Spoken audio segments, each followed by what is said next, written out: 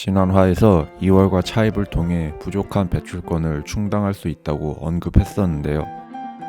그런데 차입을 해도 배출권을 충당하지 못하거나 배출권을 구입하지 못하여 수량을 충족시키지 못하는 경우에는 어떻게 해야 할까요? 이럴 때는 상세 제도를 통해 해결할 수 있습니다. 여기서 상세 제도는 할당 대상 업체가 외부에서 온실가스 감축 사업을 하여 온실가스 인증 실적을 확보하고 배출량을 상쇄할 수 있는 제도입니다. 그렇다면 이 상세 제도로 배출권 문제를 해결해 보는 건 어떻습니까? 상쇄 활동을 하기 위해서 우선 온실가스 감축 사업을 진행하여 온실가스 인증 실적을 취득해야 합니다.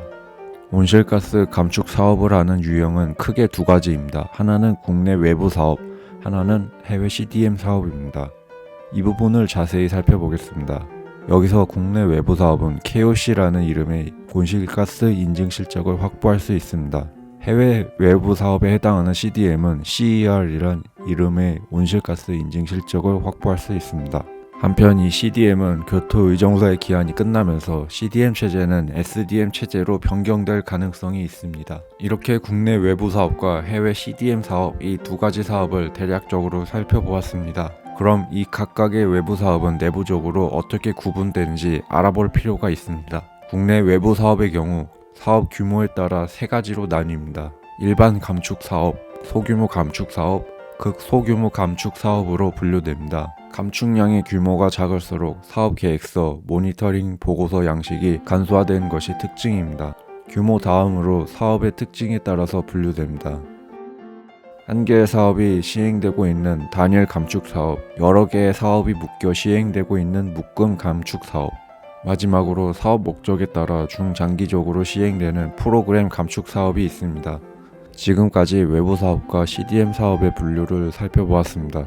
그럼 사업 등록 절차는 어떻게 이루어질까요? 마침 공장위가 진행 중입니다. 따라가 보겠습니다. 1. 사업 개발 및 계획. 먼저 사업 계획서를 작성하는 단계입니다. 다음으로 이 국가 승인, CDM 사업의 경우 사업이 진행되는 국가에서 국가 승인서를 받아야 합니다.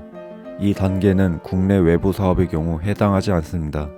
3. 사업 검증 및 등록. 이제 서류가 모두 준비되면 이에 대한 검토와 사업의 타당성을 평가받게 됩니다. 국내 외부 사업의 경우 부문 관장기관에서 시행, 해외 CDM 사업은 UNFCCC의 EB가 시행합니다. 평가가 완료되어 승인되는 경우 국내 외부 사업은 상세 등록부 시스템에서 확인되며 CDM 사업은 UNFCCC CDM 사이트에서 등록을 확인할 수 있습니다.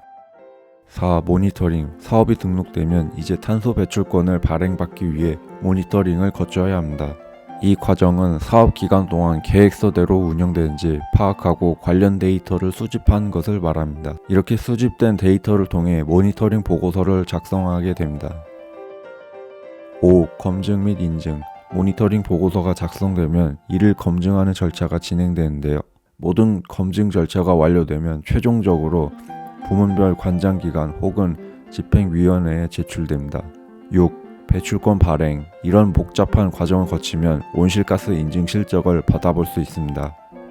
이렇게 어렵게 얻은 탄소 배출권은 어떻게 사용될까요? 앞서 얘기했듯 국내 외부 사업에서 받은 탄소 배출권은 KOC, 해외 CDM 사업에서 받은 탄소 배출권은 CER입니다. KOC는 국내 배출권 시장에서 바로 거래되지만 해외에서 지급된 CER은 국내 거래를 위해서 KOC로 전환해야 합니다. KCO는 상세 배출권으로 온실가스 인증 실적을 획득한 업체가 배출권 제출 의무를 이행하기 위해 전환한 배출권입니다. 이렇게 해서 거래와 차입으로 제출할 배출권이 모자랄 경우 나온 해결책인 상세 배출권 KCO를 획득하는 과정을 봤습니다. 이제 정말 고생이 많았네요. 안녕.